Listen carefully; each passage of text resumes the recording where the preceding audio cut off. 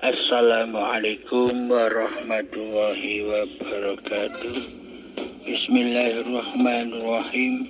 Asyhadu an la ilaha illallah wa asyhadu anna Muhammadar Rasulullah. Allahumma salli ala Sayyidina Muhammad wa ala ali Sayyidina Muhammad. Rabbi israh li sadri wa yassir li amri wahlul 'uqdatam min lisani yafqahu qawli. Amin. Bismillahirrahmanirrahim. Monggo Kang Mas. Assalamualaikum Gus Kalim. Gus, saya mau tanya,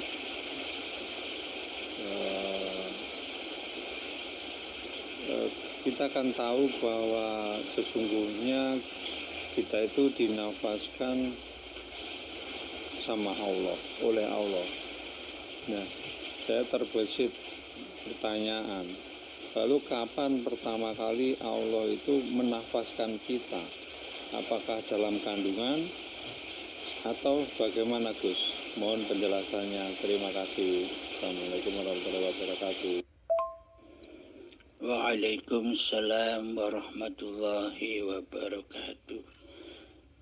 Kapan Allah menafaskan kita pertama kali?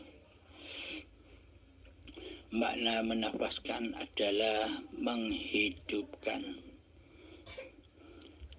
Jadi ada dua sudut pandang, di alam gaib, di alam ketiadaan, ataukah di alam kewujudan kita sekarang. Bila di alam gaib, di alam ketiadaan diri manusia kita, sejak dari tanah kita sudah dinafaskan. Maksudnya dihidupkan Allah, diproses dari tanah hingga menjadi tumbuh-tumbuhan, terus menjadi buah-buahan, sayuran dan padi, hingga menjadi sperma. Makanan-makanan itu dimakan kedua orang tua kita menjadi sperma dan sel telur. Dinafaskan terus sampai menjadi gumpalan darah, menjadi gumpalan daging. Di saat gumpalan daging ditegaskan lagi oleh Allah, kutiupkan rohku, maksudnya kutiupkan hidupku, nafasku oleh Allah, sehingga sampai menjadi janin terlahirlah sebagai bayi yang suci. Disitulah hakikat kita manusia dinafaskan oleh Allah, yakni dihidupkan oleh Allah. Namun pada syariatnya kita dinafaskan atau dihidupkan oleh Allah ketika datang detik-detik akil balilah, kita mulai merasa bernapas. Kita mulai merasa mengaku-ngakui bahwa hidup ini hidup kita. Kita merasa mulai mengaku-akui bahwa badan ini badan kita.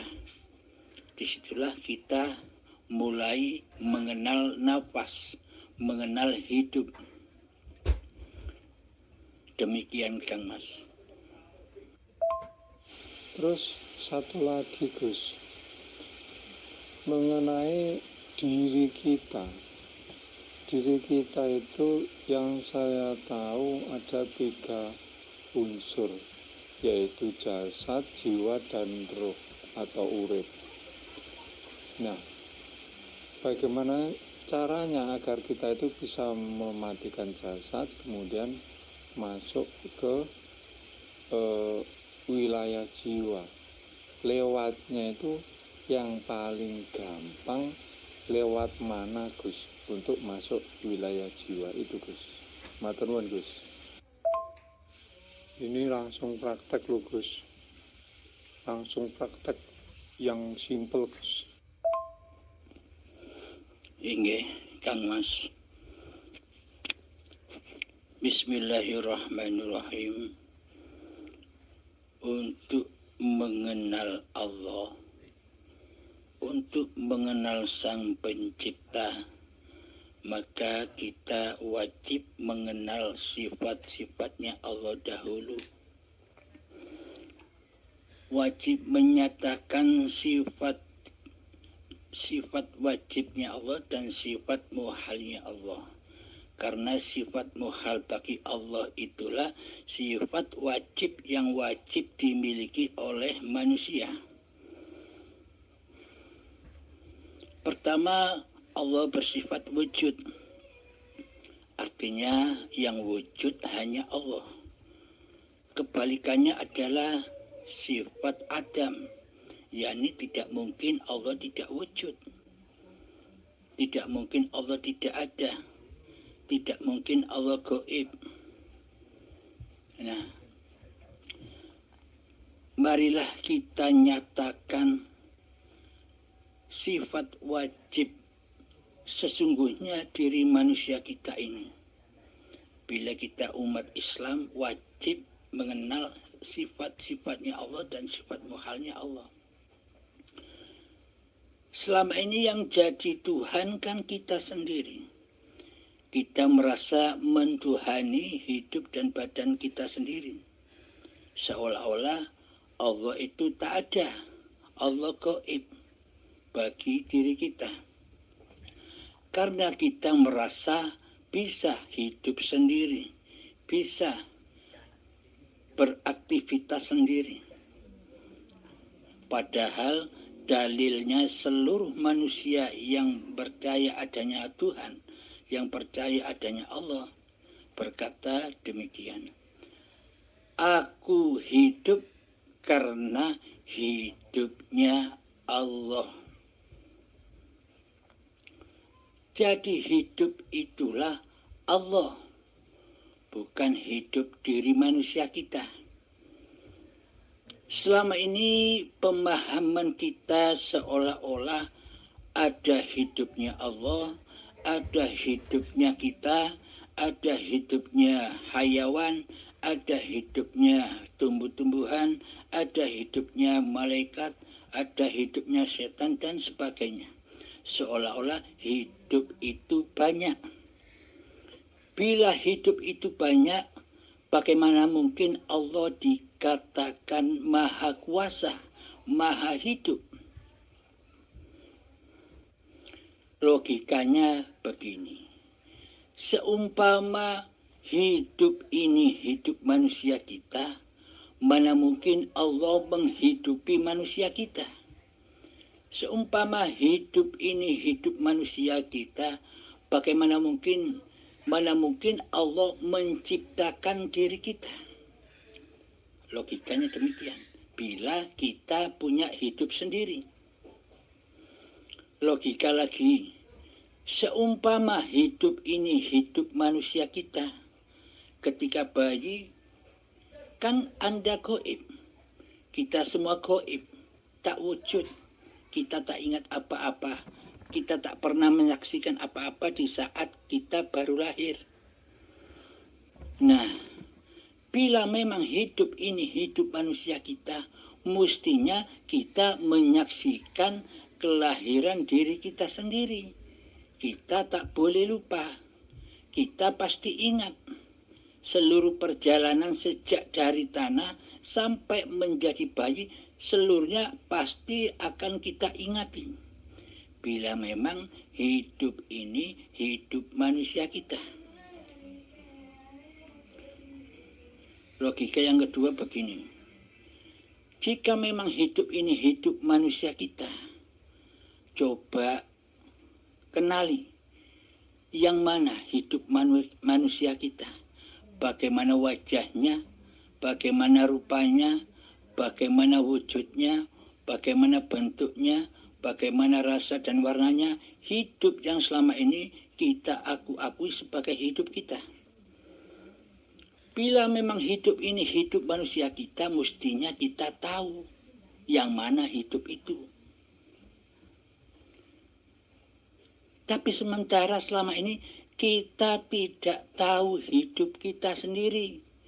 Kita ngaku-ngaku merasa diri yang hidup, Akan tetapi selama ini kita tidak mengenal yang mana hidup kita. Hidup itu kan tidak seperti apa-apa. Laisa kamitslihi syai'un. Tidak berbentuk apa-apa, tidak berwajah, tidak berupa. Akan tetapi hidup meliputi dan menciptakan segala apa-apa dan segala siapa-siapa. Dengan hiduplah kita tahu apa-apa dan siapa-siapa. Dan dengan hiduplah kita bisa mengenal hidup, merasakan hidup. Akan tetapi kita tak tahu yang mana hidup itu. Kita hanya merasakan hidup. Dan dengan hiduplah kita bisa menyaksikan segala sesuatu. Seolah-olah segala sesuatu itu ciptaan diri kita. Ciptaan penglihatan mata kita. Seolah-olah demikian. Padahal segala sesuatu yang kita pandang dan yang kita dengar itu adalah ciptaan Allah. Ciptaan hidup. Inilah dalilnya bahwa hidup ini Allah. Bismillahirrahmanirrahim. Allahu la ilaha illa huwal hayyul qayyum. Allah, tiada ilah, tiada Tuhan yang berhak disembah, kecuali dialah hidup yang kekal. Hidup yang terus-menerus menghidupi seluruh ciptaannya. Jadi bila kita masih merasa jadi Allah. Nah, selama ini kan kita merasa diri kita yang wujud. Berarti kita yang merasa jadi Allah kan. Merasa mengaku sebagai Allah, tapi selama ini kita tidak merasa dan tidak menyadarinya. Bahwa selama ini yang mengaku Allah itu kita. Buktinya kita yang merasa wujud. Kita yang merasa hidup, kita yang merasa berkuasa, kita yang merasa punya kehendak, daya upaya dan ikhtiar, kita merasa yang kuat, kita merasa bisa menyaksikan dengan penglihatan, kita merasa bisa mendengar dengan pendengaran, dan kita merasa bisa berkalam-kalam. Nah, sesungguhnya selama ini kita tidak merasa bahwa selama ini diri manusia kita berposisi sebagai Allah. Bukan berposisi sebagai khalifah. Bukan berposisi sebagai wakilullah, wakilnya Allah. Kita merajai, menjadi raja dan merasa menjadi Tuhan yang berkuasa atas hidup dan badan ini selama ini. Karena selama ini kita beragama dan kita bertuhan hanya angan-angan saja. Angan-angan belaka. Tentunya yang kita sembah selama ini, tentunya yang kita saksikan selama ini hanyalah dunia atau diri kita sendirilah yang paling sangat kita cintai selama ini. Nah, bagaimana mungkin kita bisa menyembah kepada Allah? Bagaimana mungkin kita bisa mengabdi kepada Allah? Bagaimana mungkin kita bisa mengingat kepada Allah sedangkan kita selama ini menjadi Allah? Nah, kenalilah Allah dengan segala sifat-sifatnya. Mari kita nyatakan dahulu siapa hakikat diri manusia kita. Yakni diri manusia kita adalah Adam. Sebenarnya tak ada, tak wujud, gaib. Nah, jika kita sudah mengaplikasikan sifat hakikat diri sejati manusia kita yang Adam, yang kebalikan dari sifatnya Allah. Nah, selama ini kan kita yang jadi Allah. Maka baliklah lagi kita menjadi hamba Allah, menjadi ciptaan Allah. Harus bersifat mana? Harus memposisikan di mana? Ya di posisi Adam. Yakni tidak ada. Yang wujud, yang ada, yang nyata hanya Allah. Nah, bila kita sudah bisa menyatakan di dalam hati kita bahwa diri manusia kita, bahwa nama manusia kita ini gaib. Setelah kita nyatakan di dalam laku zuhud, di dalam laku keheningan, di dalam laku bertapa di dalam gua khirok kita sendiri, yakni hati kita. Selama ini kan gua yang gelap gulita, yang tidak pernah kita sambangi. Masuklah ke dalam diri,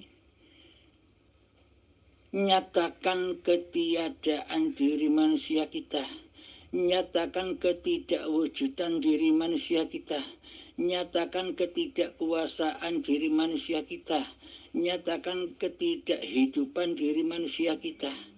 Kembalikan lagi, persembahkan lagi seluruh sifat-sifat Allah itu kepada Allah. Nah, ketika kita sudah menyatakan di situ, maka heninglah, kosonglah yang ada. Maka tetapkanlah di dalam kekosongan itu, tetapkanlah Allah dengan seluruh sifat-sifatnya.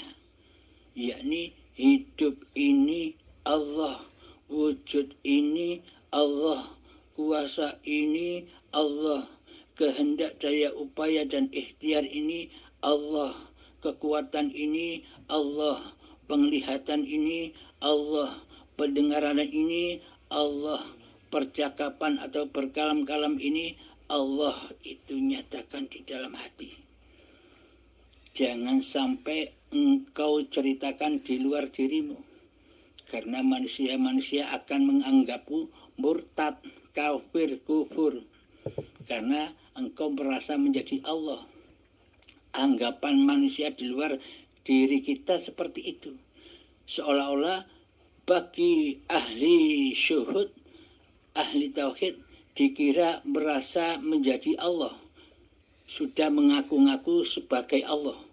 Itu anggapan manusia kebanyakan, karena mereka tidak menyadari selama ini merekalah yang merasa menjadi Tuhan, yang memposisikan diri sebagai Tuhan dengan segala sifat-sifat Allah yang mereka akui sebagai sifat diri manusianya.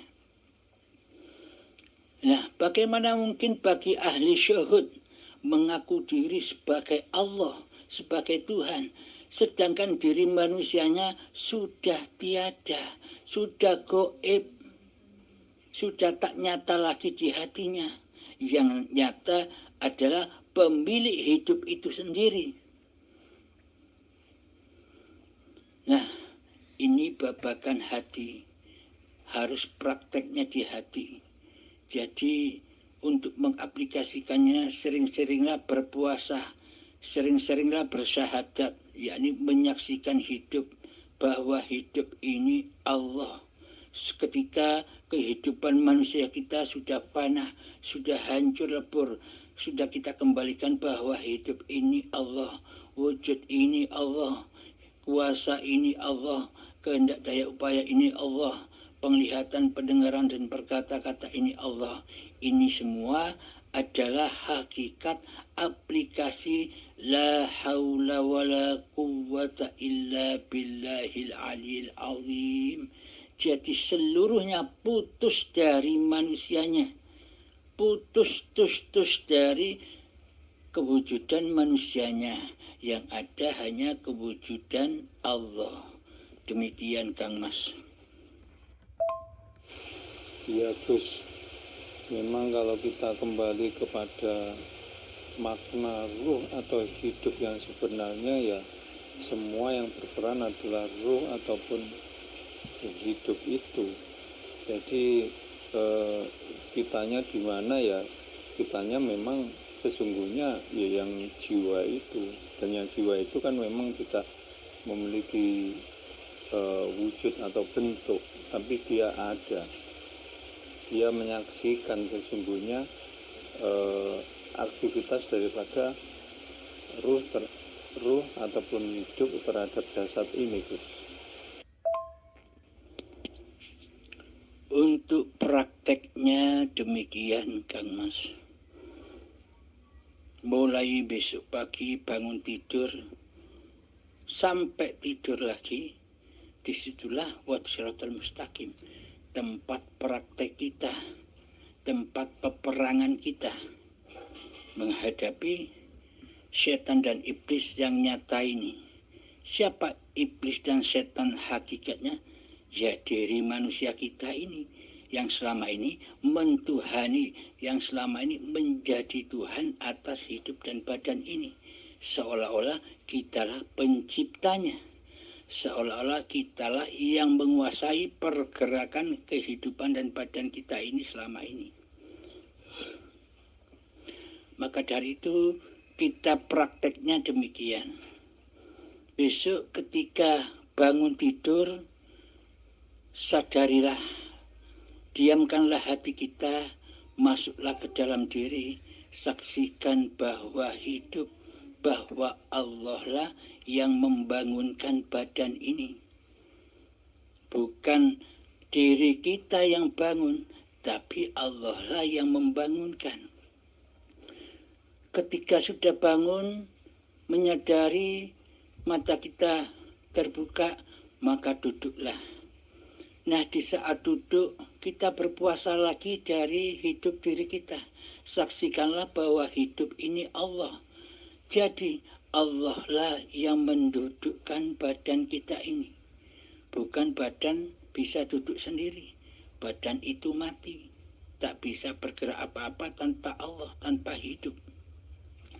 Kemudian berdiri. Ketika berdiri, kita menyadari lagi, masuk ke dalam diri. Saksikan bahwa hiduplah yang memberdirikan badan. Nah, ketika kaki berjalan menuju kamar mandi, rasakan juga, pandanglah hidup masuk ke dalam diri kita. Saksikan hidup, bahwa hiduplah yang melangkahkan kaki ini. Bukan kaki bisa melangkah sendiri. Tanpa Allah, tanpa hidup, kaki tidak ada, tidak wujud, gaib. Nah, ketika sampai di kamar mandi dan di saat kita mandi, saksikan lagi hidup, saksikan lagi Allah. Oh, ternyata Allah lah yang memandikan badan, Allah lah yang membersihkan badan. Bukan Allah yang mandi, akan tetapi Allah lah yang menjaga, yang memelihara badan-badan manusia ini sejak dari tanah sampai saat ini. Nah, ketika setelah mandi, kita menuju sholat. Sebelum kita niat, tetapkan dalam hati, saksikan bahwa hiduplah yang berdiri. Bukan badan bisa berdiri sendiri, akan tetapi Allah lah yang memberdirikan. Jadi di dalamnya kita sudah tak ada. Di dalamnya kita sudah gaib, sudah tak nyata. Yang nyata hanya Allah, wujudullah, hayatullah. Dialah pelaksana seluruh pagelaran manusia. Dialah yang mendalangi seluruh manusia. Nah, ketika kita sudah niat usolli fardhu subhi rak'ataini mustaqbilal qiblati adaan lillahi ta'ala. Inilah tujuan Kanjeng Nabi menuntun kita semua, yakni innamal a'malu binniyat. Segala sesuatu harus diniati, yakni agar supaya kita bertemu dengan Allah, Tuhan pencipta diri kita, Tuhan yang menuhani diri manusia, hidup yang menghidupi manusia, yakni di alam lillahi ta'ala. Jadi setelah niat, saksikanlah hidup yang mengangkat tangan di saat takbiratul ihram. Allahu Akbar. Siapakah yang berkalam Allahu Akbar? Apakah diri manusia kita bisa memahabesarkan Allah? Tak satupun manusia bisa memahabesarkan Allah kecuali Allah, kecuali hidup itu sendiri. Allah lah yang memahabesarkan dirinya sendiri. Ketika sudah takbiratul ihram, maka badan ini disendekapkan oleh Allah seperti mayat. Artinya itulah lambang bahwa diri manusia itu hakikatnya adalah mayat, hakikatnya adalah mati, tidak berkuasa apa-apa di dalamnya. Akan tetapi selama ini kitalah yang jadi Tuhan. Kita di dalam sholat tidak mati. Kita merasa yang mentuhani di seluruh sholat kita, di seluruh ibadah kita. Ini namanya bukan lillahi ta'ala. Ini adalah linafsi. Bila kita menyembah, mensekutukan Allah dengan diri kita, apakah mungkin sholat dan seluruh ibadah kita diterima oleh Allah? Sedang diri kita selama ini tidak menyembah Allah, melainkan menyembah hawa nafsu kita sendiri. Coba pikirkan. Kemudian saksikan terus Allah di dalam pergerakan atau bacaan sholat. Jadi tetap saksikan Allah bahwa Allah lah yang mengkomat-kamitkan bibir ini, yang mengkalamkan bibir ini. Allah lah yang merukukkan, mempergerakkan badan untuk rukuk. Allah lah yang mensujudkan badan ini. Nah, di dalam sujud, di bahasan secara syariat, ketika bersujud jangan sampai ada yang menghalangi kening kita sampai kepada sajadah. Satu helai rambut pun tidak boleh menghalangi kening kita sampai ke sujud saat ke sajadah. Bila ada sehelai rambut saja yang menghalangi kening sampai kepada sajadah, maka batalah sujudnya. Ini maknanya bagaimana? Maknanya di dalam sholat atau di luar sholat atau di seluruh ibadah kita, saksikanlah Allah di dalamnya yang mengaktivitaskan badan ini. Jangan sampai yang jadi Tuhan diri kita. Diri kitalah, setan iblis inilah selama ini yang menghalangi hamba ketemu Tuhannya.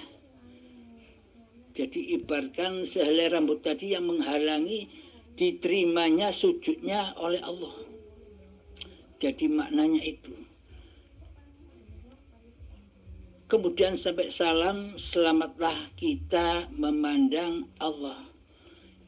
Ketika hati sudah wujud nyatanya Allah yang mengkuasakan, yang menggerakkan badan ini, maka itulah yang dimaknai mengabdi, menyembah, khalifah. Jadi kita ini, badan-badan ini adalah wakil-wakilnya Allah di bumi ini. Wadah-wadai Allah di bumi ini, yakni yang mentuhani seluruh manusia dan seluruh makhluk yang ada di dunia ini. Inilah yang dimaksud khalifah. Khalifatullah, wakil-wakil Allah di bumi. Maksudnya hati sudah menyadari bahwa Allah lah yang mentuhani manusia kita ini. Bukan diri kita yang merasa mentuhani hidup dan badan kita sendiri seperti selama ini. Nah, selama ini kita tidak merasa bahwa selama ini kitalah yang berposisi sebagai Allah. Sehingga di dalam hati kita Allah itu gaib, tiada. Karena apa? Karena yang wujud jadi Tuhan selama ini diri kita sendiri. Nah, untuk prakteknya lagi di luar sholat. Contoh, ketika kita sedang berjalan atau pergi ke pasar, ke sawah, ke kantor, di situ selalu saksikanlah, hiduplah yang berperan, yang mengaktivitaskan badan. Tanpa Allah, tanpa hidup, seluruh sesebutan itu, sawah, kantor, pasar itu tidak ada, gaib. Jadi adanya segala sesuatu yang kita pandang karena adanya Allah. Allah lah penciptanya. Tanpa Allah semua tak ada.